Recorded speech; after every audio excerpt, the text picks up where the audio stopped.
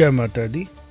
जिस तरीके से क्राउड बर्स्ट की घटनाएं बढ़ रही हैं, बादल फटने की घटनाएं सामने आ रही हैं और ऐसी घटनाएं जिनको देख के पूरा दिल जो बैठ जाता है, पूरी तरह मन दुखी और परेशान हो जाता है कि किस तरीके के हादसे पहाड़ों में हो रहे हैं। हज़ारों के हिसाब से लोग परेशान हो रहे हैं, कई लोग अपनी जान गंवा बैठे हैं, अपनों को खो बैठे हैं। ये सारी चीज़ें जो हैं ये एक चैलेंजिंग टाइम पैदा कर रही हैं सरकार के लिए, और सरकार की मुस्तैदी देखने में आ रही है। क्लाउड बर्स्ट को कंट्रोल करना इतना आसान तो नहीं होगा, क्योंकि ये नेचर का एक कॉल है, नेचर का एक प्रोसेस है, कुदरत इसको लेकर चलती है। लेकिन जिस तरीके से सरकारें काम कर रही हैं जम्मू कश्मीर यूटी में, वो एक सराहनीय है। मौके पे पहुंच रही हैं, इलाज के लिए तैयारी की जा रही है, वहाँ से इवैक्यूएशन की जा रही है। मचेल में भी रिकॉर्ड टाइम में वहाँ से इतने टफ टेरेन में भी 15,000 से ज़्यादा लोगों को क्लाउड बर्स्ट के बाद वहाँ से रेस्क्यू किया गया। हम मीडिया हाउस है अर्थ न्यूज़ में अपना काम कर रहे हैं, बड़ा क्लोजली वॉच कर पा रहे हैं। एक डर लगता है कि किस तरीके के हालात उस टाइम गुजरे होंगे जब ये इस तरीके का सडनली पानी आ गया, बादल एकदम फटा और एकदम उस जगह पे पानी भर गया। ये सारी चीज़ों के ऊपर समझने के लिए क्यों ज़रूरी है आम आदमी का ध्यान देना, क्योंकि आम आदमी ही ओपिनियन बनाता है और जितनी नॉलेज ज़्यादा होगी उतना ही हम लोग सेफ रह सकते हैं। तो इसके लिए जो मेट्रोलॉजिस्ट हमारे हैं उनका काम है, और दूसरा हाइड्रोलॉजिस्ट है। दो इंडियन हमारे ऑर्गेनाइजेशनें ने काम कर रही है, वो है IMD department, Indian meteorological department. उसका काम है स्टडी करना, उसके साइंटिस्टों का काम है स्टडी करना। साथ में इसरो भी जो है इस पे काम कर रही है कि वो भी एक एडवांस लेवल की हमारी रिसर्च ऑर्गेनाइजेशन है जो देख रही है कि क्यों ऐसा हालात बनते हैं कि सडनली लोकली क्लाइमेट में ऐसी क्या चेंजेस आती हैं कि एयर जो है खुद को पुश ऊपर की तरफ करती है, सडन फॉल कर जाता है टेम्परेचर, और बादल एक पर्टिकुलर जगह पे ही अपना जितना लोड है वो अनलोड कर लेता है। बादल मतलब होता है एक लोडेड, जो हम उसको बोलते हैं ना, क्लाउड होता ही क्या है? क्लाउड होता है एक वेपराइज्ड, जो हमारी वाटर की एक सॉर्ट ऑफ हम बोल सकते हैं ना कि स्टेट है। उस स्टेट में जब वाटर सडनली कन्वर्ट हो जाता है, लिक्विडिफाई हो जाता है, सडनली लिक्विडिफाई होता है, और फिर वो जो ड्यू टू ग्रेविटी एक पर्टिकुलर जगह पे ही अपने आप को वो देखता है, सडनली वो कन्वर्ट हो जाता है लिक्विड में फ्रॉम गैसियस स्टेट। वो एकदम सडनली कैसे हो जाता है? ग्रेजुअली होने को हम बारिश बोलते हैं, लेकिन जब वो सडनली होना शुरू हो जाता है तो उसका कारण है प्रेशर लोकली, कोई एयर का आपस में क्लाइमेट के अंदर ऐसे तरीके से चेंज हो जाना। ये मैं सरल भाषा में इसलिए बता रहा हूँ because not taking any class, ताकि आम लोगों को ये पता लगे कि इसमें कोई साजिश नहीं है, इसमें कोई ऐसा नहीं है कि कोई क्लाइमेट चेंज सडनली हो गई है जिसकी वजह से हो रहा है। ये लोकल एक अपने लेवल पे मैंने घटना घटती है, और ये कुदरती का एक नेचुरल तरीका है। बट स्टडी आगे चल के बताएगी, साइंटिस्ट काम करेंगे कि क्या इसको प्रिडिक्ट किया जा सकता है कि कहाँ पे बादल फटने के चांस बन रहे हैं, कहाँ पे बादल फटेगा, किस तरीके के पहले वहाँ पे सिम्टम होंगे, ताकि जो इंसान वहाँ पे रह रहे हैं वो अलर्ट हो सके।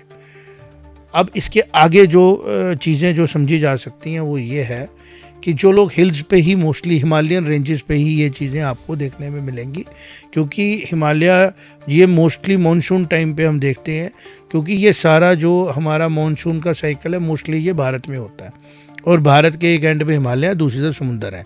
तो ये साइकिल पूरे का पूरा कंप्लीट होता है। तो इनके बीच में लोकल फैक्टर्स आ जाते हैं। वो लोकल फैक्टर्स को स्टडी साइंटिस्ट करेंगे, मेट्रोलॉजिस्ट करेंगे, हाइड्रोलॉजिस्ट करेंगे, और फिर देखेंगे क्या इनको प्रेडिक्ट किया, क्योंकि इसका एक ही सोल्यूशन है, प्रेडिक्शन। अगर इसको प्रेडिक्ट किया जा सके तो शायद उन लोकेशंस पे आगे पीछे जो लोग रह रहे हैं उनको इससे बचाया जा सकता है।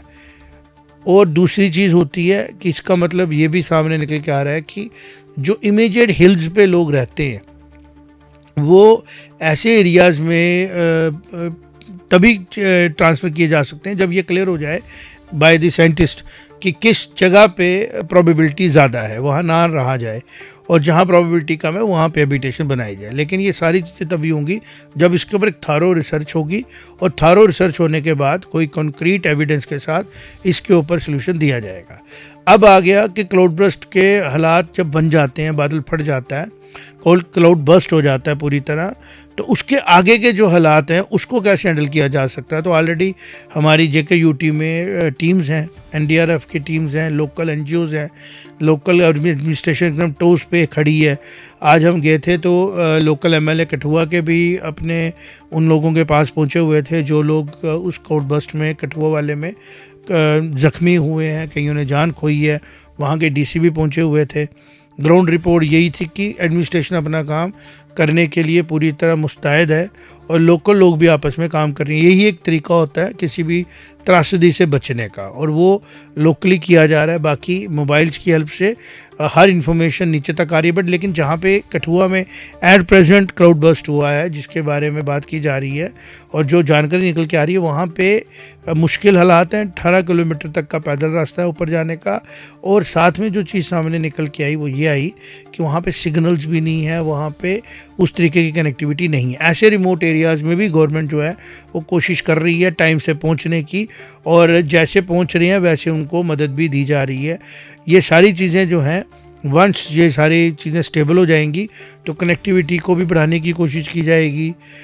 बट प्रेडिक्शन जो है करना, जब तक वो पॉसिबल नहीं होता तब तक इस किस्म के फ्यूरी से बचना मुश्किल है।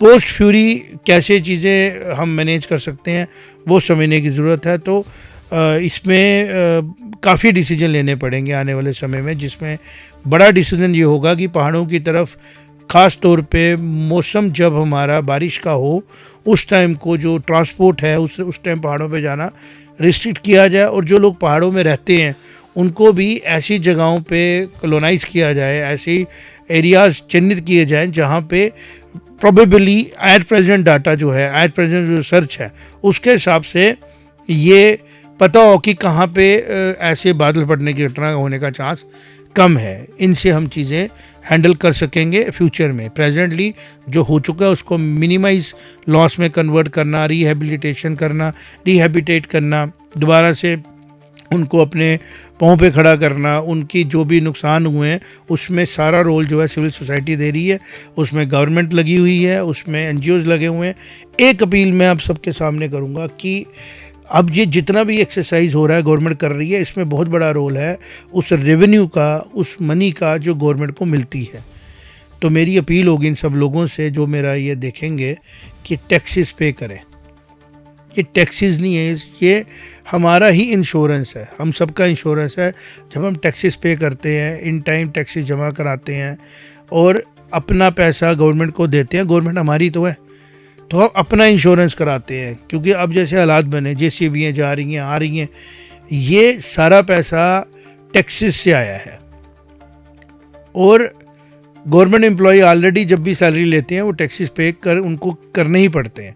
सामान खरीदते हैं, टैक्सेस अपने आप पे हो जाते हैं। लेकिन जो बहुत बड़ा लॉट है जो बचा सकता है टैक्सेस, वो एक तरफ टैक्सेस बचाता है, फिर एक तरफ लंगर लगाता है। मेरी उन सबसे अपील है, आपके लंगरों से भी इम्पोर्टेंट है टैक्सेस पे करना। कारण क्योंकि जितने भी लोग बेनिफिट लेते हैं गवर्नमेंट के थ्रू, वो सारा बेनिफिट गवर्नमेंट तभी दे सकती है जब गवर्नमेंट के पास हमारे पे किए हुए टैक्सेस पहुंचते हैं। तो आप अपने सरप्लस के साथ जो भी डोनेशनें देनी है वो दीजिए, बट जो मिनिमम टैक्सेस आपके ऊपर लागू किए गए हैं वो देके आप इस टाइम पे बहुत बड़ी मदद कर सकते थे और आगे करेंगे। क्योंकि जहां गवर्नमेंट सर्विसेज दे पाती है वहां में आपका और हमारा डायरेक्टली लोगों तक पहुंचना पॉसिबल नहीं होता है। अब बात करेंगे भारत के, जिस तरीके से विकसित बनने की हमने बात की थी। भारत जो है वो अलग अलग फोरम्स पे अपने आप को मजबूत बनाता जा रहा है। अभी भारत ने समुद्र मंथन के लिए ध्यान दिया है। समुद्र मंथन से एक सिंबॉलिक है, समुद्र मंथन भारत की सभ्यता का एक हिस्सा है। कैसे? हिंद सागर, पूरा हिंद महासागर के नाम से पूरा एक हमारा ओशन, इंडियन ओशन, हमने अभी तक अपना ओशन एक्सप्लोर नहीं किया है। समुद्र मंथन से, जैसे पुराणों में कहा गया है, मंथन से अमृत भी निकलेगा, जहर भी निकलेगा। और बड़े बड़े हमारे नायाब हीरे मोती निकले थे। मतलब कहने का ये है कि हमारे फ्यूल की जो नीड है वो भी समुद्र मंथन से पूरी हो सकती है। देन ट्रांसपोर्टेशन, अगर हम पोर्ट्स बनाते हैं, वेयर हाउसेस बनाते हैं, शिप्स को रिफ्यूलिंग का काम करते हैं, तो उसमें भी हम लोग अपने आप को रेलेवेंट होता देखते हैं अपने सब कॉन्टिनेंट में। और ये चीज़ जो है हमें जियोपॉलिटिकली स्ट्रॉन्ग बनाएगी। तो मोदी जी ने जो समुद्र मंथन की बात की, उन्होंने ये कहा कि हमने प्लेन्स में अपने लैंड पे तो डेवलप करना ही करना है इंडस्ट्री को, लेकिन समुद्र का जो सिग्निफिकेंस है अभी तक बड़ी सरकारें भारत में रही, किसी ने उसका उतना बेनिफिट नहीं लिया। जो अब सरकार है वो भारतमाला प्रोजेक्ट के दौरान सभी पोर्ट्स को, सबसे बड़ी पोर्ट्स बड़े क्रिएट किए जा रहे हैं। ये जो पूरा हमारा एक साइड हिमालय है और 3 साइड हमारे समुंदर है, इन तीनों साइडों पे पोर्ट्स क्रिएट किए जा रहे हैं ताकि हम शिप रूट एक सिग्निफिकेंट सेंटर पॉइंट बन जाए।